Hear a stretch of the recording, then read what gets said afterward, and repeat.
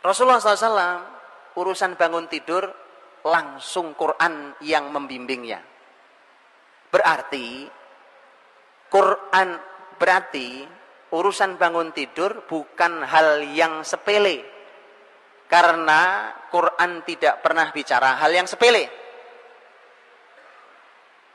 Apa Quran mengajari Bapak Ibu cara bikin sayur asem?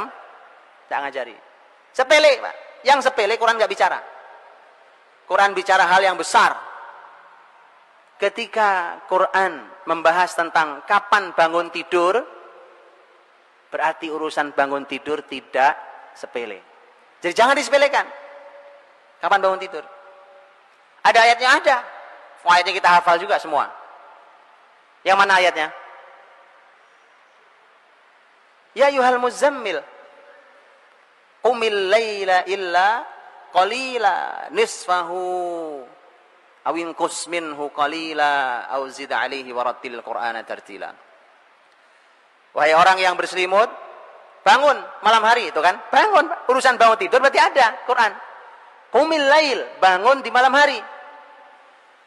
Ini untuk Rasul kalau ini, Pak. Rasulullah SAW, kapan Nabi diperintahkan bangun? Diperintahkan pada tengah malam, nisfahu, tengah malam.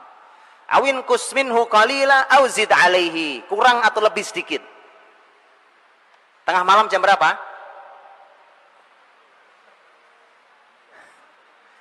Lihat, Pak, lihat. Mari kita lihat. Mengapa hari ini kita tidak berkarya? Mengapa Islam jatuh di tangan kita? Karena waktu Nabi sudah bangun, kita belum tidur. Nabi sudah tidur, kita masih melek. Jadi kemana? Ya, Nabi ke utara, kita ke selatan. Nabi ke barat, kita ke timur. Nggak pernah ketemu kita sama Nabi. Lihat ya. Tengah malam jam berapa? Gampang caranya. Karena malam dimulai dengan adzan maghrib. Dan malam diakhiri dengan adzan subuh. Dihitung dibagi dua, itu namanya setengah. Nisfahu. Tengah malam, Pak. Tengah malam Nabi sudah bangun. Kita baru tidur. Kesalahan pertama. Jadi Bapak Ibu, saya pengen Bapak Ibu pegang pulpen kertas gitu. Salah satu ini, salah dua, nanti kasih contreng salah gitu, Pak. Untuk mencocokkan. Pulang, lo kok salah semua, itu lain cerita. Mudah-mudahan nggak salah semua. Iya. Nilainya ya minimal 8 lah kan. Nah, nilai 5 nggak lulus, Pak. Nggak lulus. Masalahnya kalau umur itu tidak ada ujian ulang. Nah, udah lewat. Baik. Jadi Nabi SAW diperintahkan Allah bangun di tengah malam.